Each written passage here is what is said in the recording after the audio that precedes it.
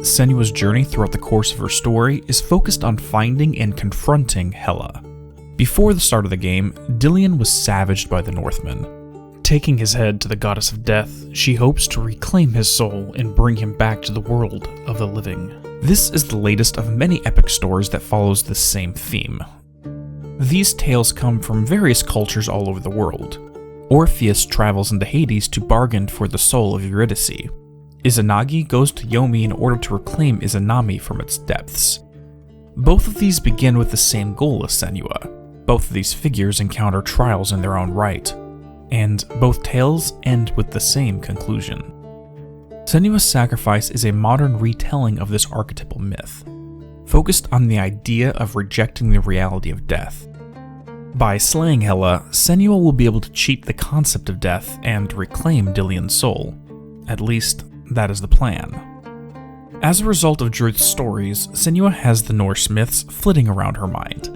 What better mythological canvas is there for the final confrontation than the climactic battle in the mythos? Ragnarok is the primary focus of the lore stones in this penultimate area. Druth tells stories of the event that leads to the death of all gods. As part of the narrative she creates in her head, Senua casts herself as a combatant in Ragnarok, Hela being the goddess she will fight during this conflict. As she attempts to repair the last bridge, the Furies begin to debate what will happen during this confrontation. They do not believe she can win. They wonder if she will simply bargain with Hela just as Orpheus did with Hades, exchange her soul for his. Either she fights and dies, or she remains here in the shadows to ensure he can escape. Regardless of how it turns out, the Furies claim she will be alone. Even with her inner monologue, Senua does not believe success is possible. This echoes the finality of Ragnarok as a whole. Before going into it, all participants understand there is no surviving it. The feeling Senua has as she crosses the bridge towards her fate is the same feeling the gods felt when Gjallarhorn was blown. Walking towards a battle they cannot escape from, and knowing there will be no survivors. The moment that Senua crosses the bridge and through the doors, she's faced with one final psychological challenge. Standing in the center of the antechamber hallway is a mirror.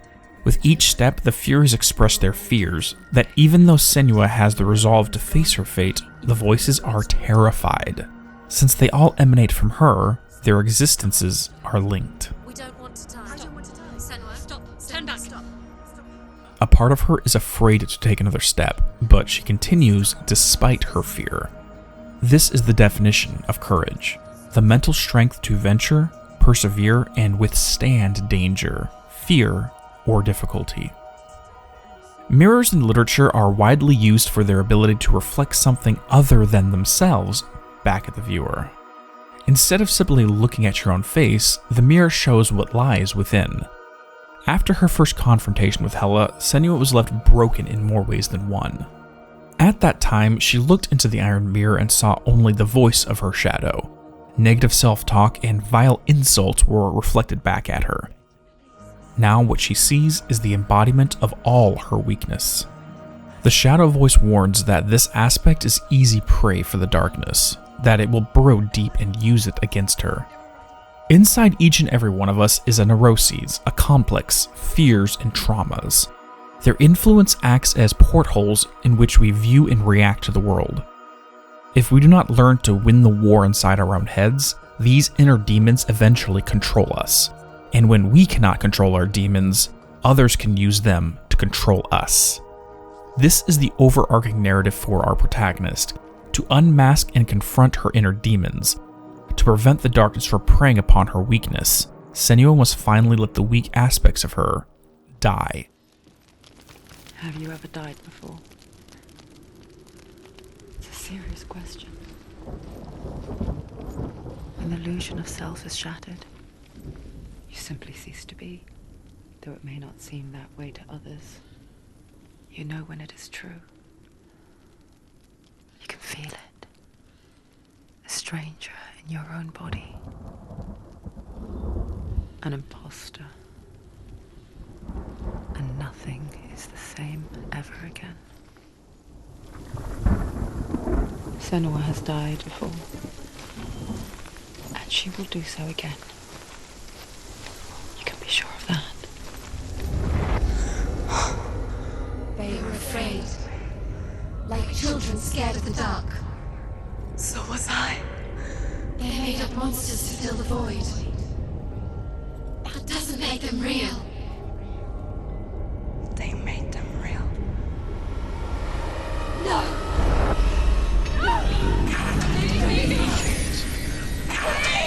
Follow your soul and let go of the Senua of old. For there lies your weakness, and the darkness will find it. By leaving this part of her behind, others can no longer use it to harm her. As we find out in the final room, this is exactly what she needs to make it to Hela.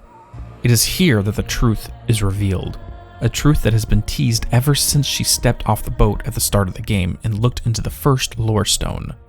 With each piece of lore discovered, the runes resting in a circle begin to glow. If all of them are found, an optional scene plays, one that is a pebble that starts an avalanche of realizations. The runes on these lore markers spell out, seek Hela's truth in mirror. Gods betray us, unmask fear. The mirror Senua just walked into is the mirror in question.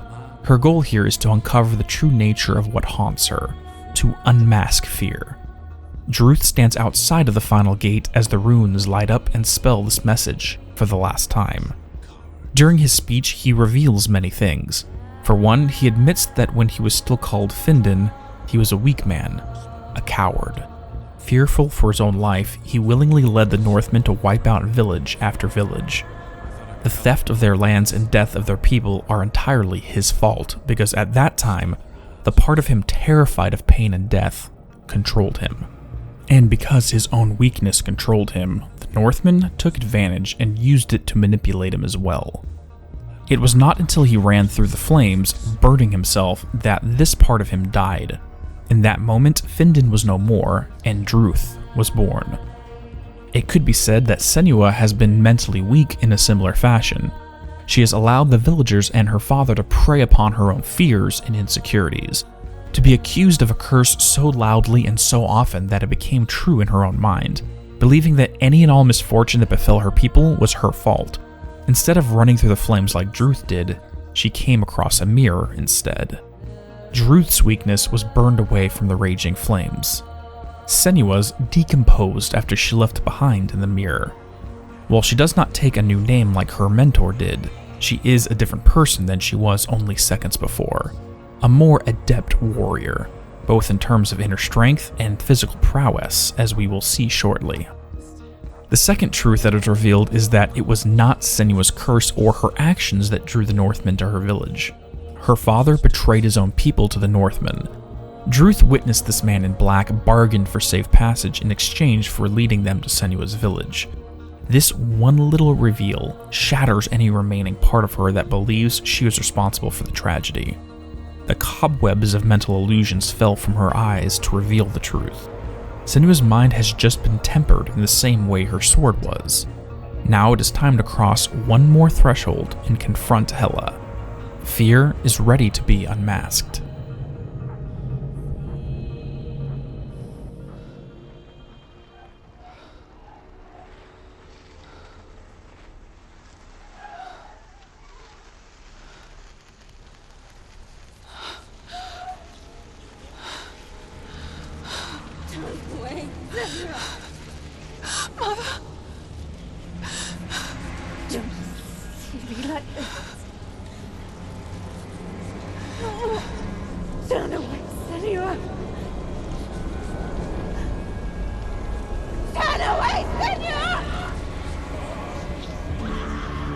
Zimbel, while a zealot for his theological order, did more than simply preach of the gods.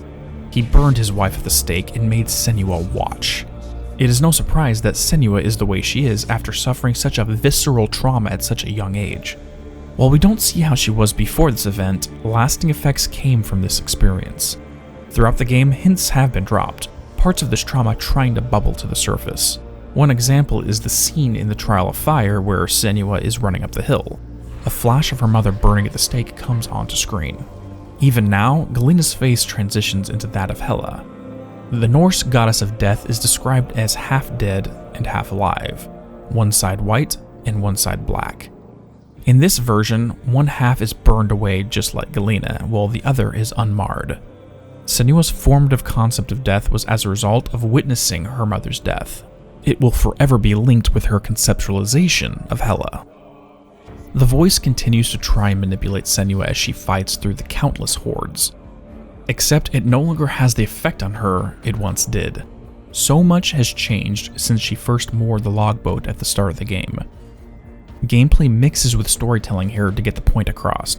First, her attack power has increased significantly. What used to be considered by the player a difficult fight is now far, far easier. Her attacks felling the faceless enemies with a few strikes rather than a dozen. The second change is the shifting landscaping. Multiple points of the game have perspective puzzles. The Trial of the Swamp has her rebuild a bridge by looking at it from the right angle. Even the bridge seen in the penultimate cave requires this to proceed. Hela breaks the bridge as Senua proceeds. However, simply walking towards them now causes them to reform. What once was a puzzle is now second nature and requires no effort. During this, the voice continues its propaganda, but it no longer causes her mind to shift to dark places. She resists with both her words and her sword now that the truth of what caused all of her trauma is revealed. Another interesting part of this encounter is the boss gauntlet. Valravn, Surt, and Garm all appear together. Once upon a time, these were formidable foes. Now they must fight together, and even then are unable to contend with Senua. Surt is the harbinger of Ragnarok, the flaming giant who will incinerate the realms, this fire being linked to the crucible's flame that Findon died in when Druth was born. The same flame that Senua metaphorically passed through as she left her reflection behind to rot. Valravn is the embodiment of her personal self-deception. As a beast of illusion, it obscured the truth of her mother's death. The truth that her father was responsible for leading the Northmen to butcher her village and love. The truth that the plague that went through the village was not because of her curse, but because of a pathogen her friends brought back from the river. Garm is the guard dog of hell that must be confronted before access to Hela is given. With all of this behind her, Senua is confronted with Hela herself. This goddess does not fight directly, but sends an endless horde against the warrior. While this may seem disappointing, it is this way for a reason. Death itself cannot be fought. The philosophical concept is something we all struggle with. We can hate it, we can postpone the time we must face it, but in the end, Hela is always there waiting, and always acting through others. Through the Northmen, through the plague, through famine, and for her mother, through fire. Orpheus traveled into Hades to bargain for the soul of Eurydice. Hades himself was enchanted by the man's music and agreed to allow it on one condition. During the journey out of his realm, Orpheus was instructed not to look back to see if Eurydice was following. Otherwise, he would lose her forever. When Izanagi traveled into Yomi, the same conditions applied. If he were to look back at Izanami, she would be forever trapped here. In both cases, they failed. Orpheus did not hear the footsteps of his love and looked back. In that moment, her soul was dragged back to the other side. Izanagi did the same and had a more disturbing experience. He saw Izanami as a rotted corpse. Witnessing the reality of death for the first time, he was overtaken with fear. Both men were forced to accept death in that moment. For Senua, she struggles in this final fight, hoping that by fighting through each and every wave, she will be able to defeat the concept of death. However, it is impossible. The game will not continue until Senua gives in and finally accepts defeat. Witnessing and accepting the reality of death is the primary theme of this game, and the two aforementioned myths. For these heroes, they rejected it up until they were forced to truly understand its reality, to look back and gaze upon death directly, understanding Hela's truth, that death is not something that can be slain, not something that can be bargained with. It is a fixed aspect of creation that we will all experience sooner or later. By the time Senua is left empty with no will to fight, Hela takes the fallen sword and shoves it through our hero. As soon as her body collapses to the floor, she hears one last speech from Dillion. I learned the hard way to not be afraid of death, Senua. Because a life without loss is one without love.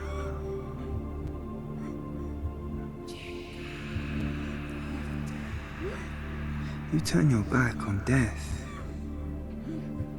and all you can see is the shadow that it casts.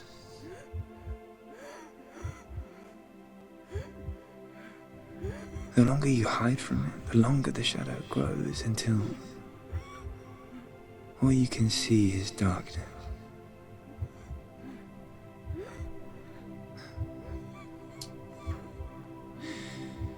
When our time comes, we must look death in the eye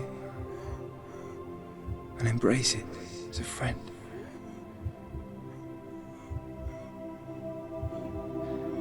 Only then can we let go of our fear. Laying on the ground, his soul exists only in the reflection, on the other side of the veil, somewhere that she will only reach when the time is right. The scene transitions to an unfamiliar room. Hela picks up Dillion's head and, after a moment of grief, tosses it off the cliff.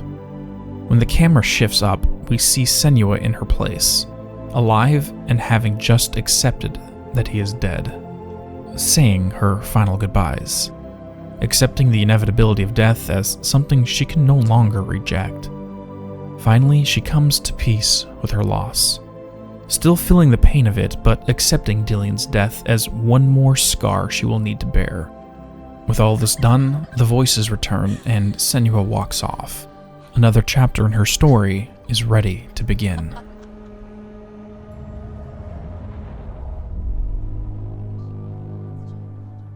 Follow us. We have another story to tell. Thank you all for watching. If you enjoyed, please drop a like and subscribe to receive updates on future uploads. If you would like to help support the channel, a Patreon has been set up and the link is in the description below. Have a great day and peace be with you all.